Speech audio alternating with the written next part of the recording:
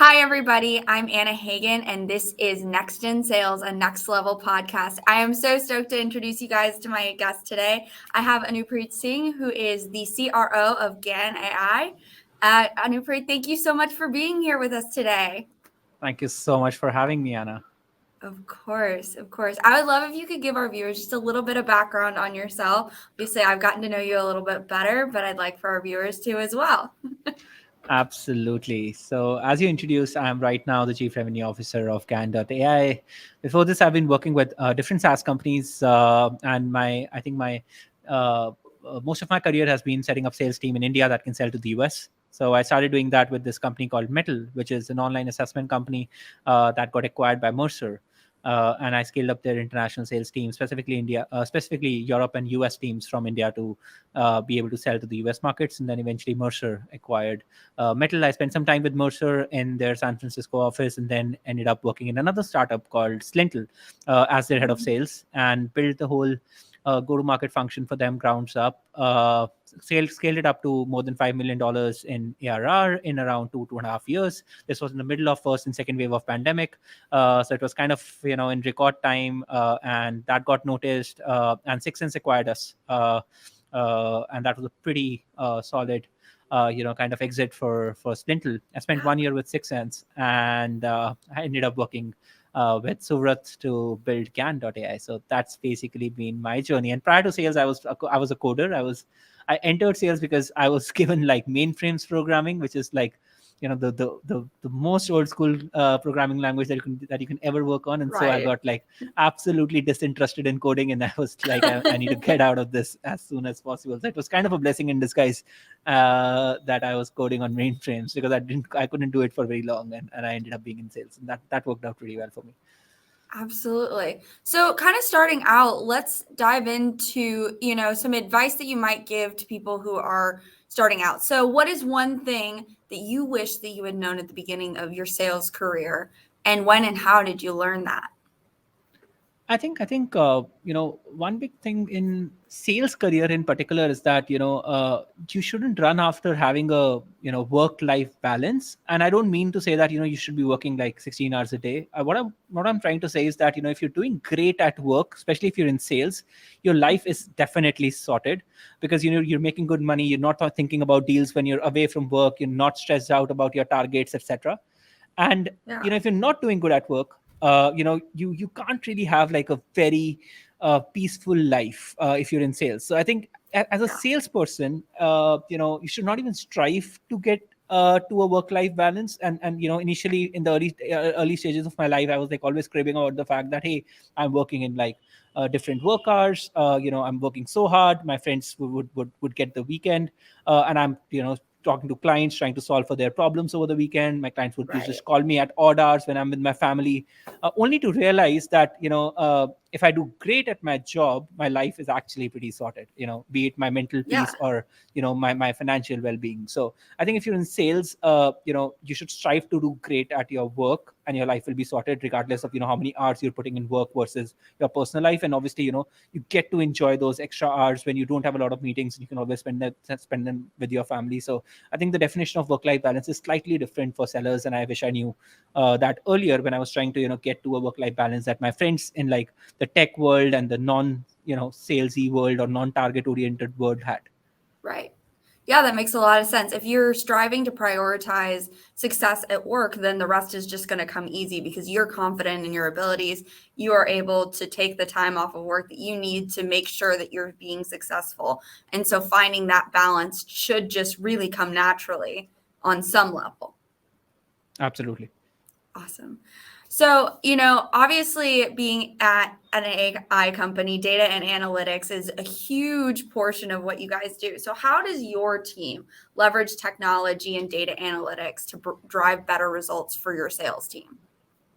I think I've mostly worked with like relatively young companies, and one mistake that usually small companies make is that they don't take their CRM very seriously.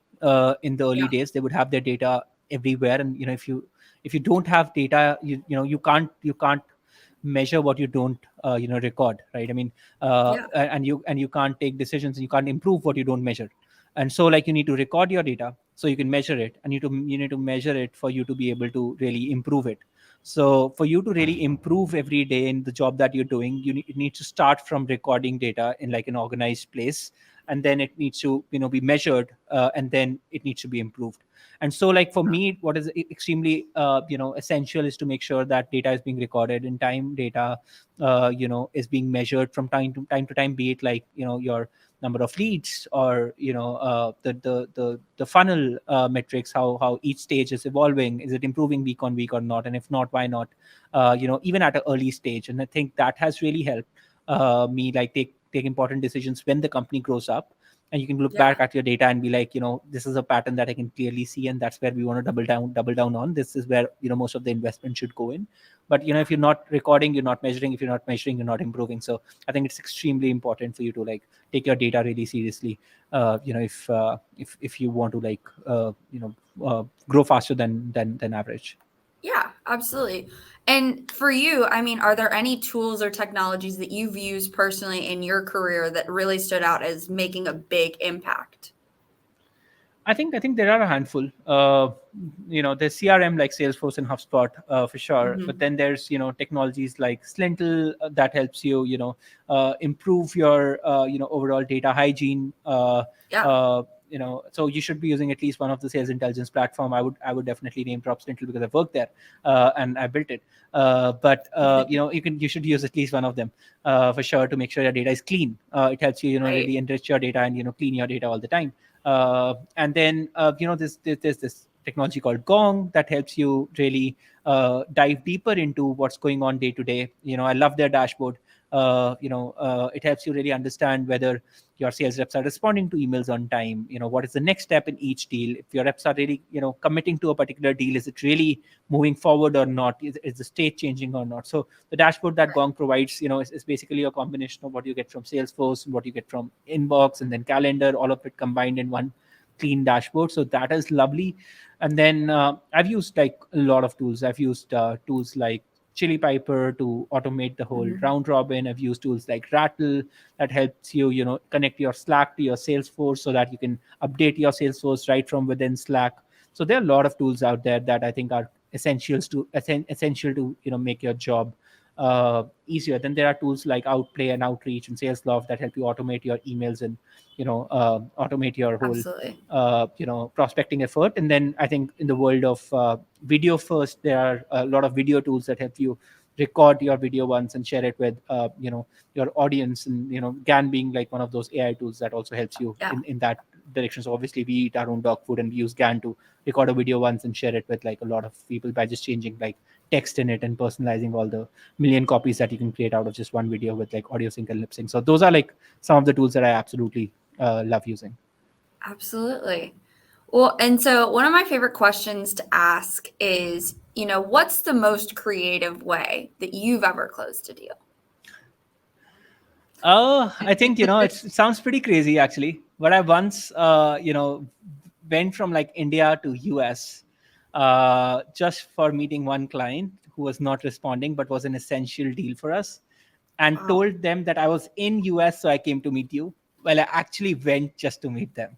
And so, like like my salesperson told them that, hey, Anupreet is in the US. It'll be great if you could, probably find some time to meet him. And because he gave us time is why I booked this whole flight and went to the US and met this Right. person. So that was pretty crazy, and we actually ended up closing that deal. But it is crazy. It's an 18-hour flight that you are taking to meet That's like one prospect dedication. that you don't even know will close or not. But we were so close to like a decision, and they were like evaluating last 2 3 vendors, and we absolutely wanted that deal. And so I had to take that flight and go meet that particular prospect. And we kind of made it look like I was just there, and I thought I'll just come and meet you. So yeah, that was pretty crazy. That's amazing. What changes would you like to see in sales culture over the next 5 years? Uh, I think like sales is the only one role where your inputs are not really appreciated. It's all about the output, and that I think is very culturally disturbing, because like a lot of the output depends on luck. You can't take away Yeah. luck from you being able to meet your targets or not in a specific quarter. I mean, if you're not meeting targets for the last 2 years, then there's some problem for sure. But if you've been doing well in 3 quarters and you couldn't do well in 1 quarter, it basically means that probably luck didn't favor you in this particular quarter, or there were some external factors that led to it, or you were probably not in the best space to be able to perform at your best capacity. While in all other roles is totally fine, as long as you did put in your input and the results didn't show up. But in case of sales, there are a lot of things that start to go wrong, just because the outcome was not in your favor. And so I think you need to measure sales people at a KPI that is more than just their target. And not have 50% of their CTC be relying on their end outcome, which is their target. So as long as Yeah. they're performing really well, they should be given like more than 50% of their you know their compensation for sure.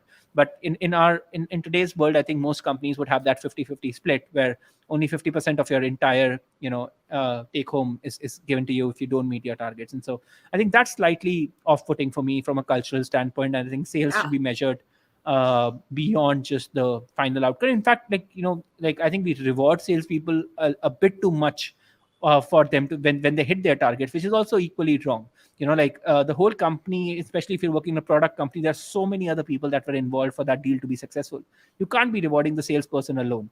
And so, like we need to take it easy with salespeople, and like you should incentivize them, but the incentivization should not be like 50% of their compensation on hitting or missing their targets. So I think we need Yeah. to evaluate them on all other things, like were they diligent with their follow-ups, were they creative in their job, did they bring in some new process to the madness that is going along, did they prospect and get some new business and new logos for your company, things like that. Like Yeah. the end outcome, the target is not the only thing that it should be measured on. Absolutely. Well, and Anupreet, you spend all of your time working in AI essentially. So, what do you think will the impact of AI be on salespeople? How can they use That's a it to their advantage? No, that's a great question. I think while today, like, we're looking at AI from both a threat as well as as an assistant in today's world. I feel that for salespeople, AI is more of an assistant than threat, because Mhm. like today, salespeople are doing so much repetitive work that can be automated with AI. Like, for example, one of my salesperson just asked ChatGPT to give her a poem that she could send her prospect. So she entered like her prospect's name, her prospect's traits, and just hit generate, and then ChatGPT gave her a poem. She sent that poem to her prospect, and her prospect gave her a meeting right away. Right? I mean, how often do you get a poem in your inbox? And that's it, like, there are great advantages of what AI is bringing to the table. For example, like today. Literally every single SDR who is serious about their job is using video in their prospecting, and they would literally record each and every video like every single time, while 90-95% of the script is the same. Just for that 5% of personalization, they have to re-record themselves again and again and again. While if they were using something like Gan.ai, they would just simply type the name of the prospect. They would type the name of their company or whatever other variables they have, and AI will generate that video with their voice, their lip sync, and you can just simply copy that URL and send it to this prospect, or just automate it and like send hundreds of people videos which start with their first name in your voice, in your lip sync, and your prospects cannot even tell that you didn't record it. That's It was all amazing. automated using AI. So it just takes away all of that repetitive task, or the creativity that you might be missing otherwise, and also brings a lot of hygiene and a lot of method to the madness for the salespeople, I think. So I think if salespeople learn how to use AI to their advantage, they can absolutely make a lot of money, and crush their quotas. That's amazing. Um, in terms of video prospecting, how did you get interested in that area? So I think I always wanted to use the channels that people want to see me on, and Yeah. like work on channels that really are like friendly to my audience. So for example, like today, like, people don't want to read long form content. There's this, it's just going away. So, Yeah. I don't want to be in a business that helps me like write a lot of text. I don't want to reach out to my prospects with like long emails. Like, all of that is just gone. And so when I saw that video is a thing and people are more like, if you look at your inbox, I'm sure you get lots of cold emails today. How many of them are videos, right? Hardly any. And so if you get one Right. video that is literally recorded for you, there's a much higher chance that you'll click on it and play it. Similarly on LinkedIn, you're being flooded with like cold pitches, left, right, and center, but hardly any of them is a video or an audio note. Like, very few people are taking the effort to do that, and the reason for that is that it is difficult. You can just copy paste text all day long, but to record a video it takes some time. So, like, this is what got me interested in video. I thought this is like a great channel to go deeper into and like, like solve for this problem where people can just leverage videos at scale and really use videos and be in front of their customers, with videos, which, because videos are like easier to consume and a lot more engaging. So yeah. Absolutely. Awesome. Well, last question before we wrap up. Do you have any other advice that you would like to share with our viewers? It could be personal, professional, whatever you'd like. So I'll pass on an advice that was given to me by one of my seniors, which is that, no matter how much money you make in your life, you would always feel that it is not enough. And so, like, the happiest people are the ones who find satisfaction in what they're making monetarily.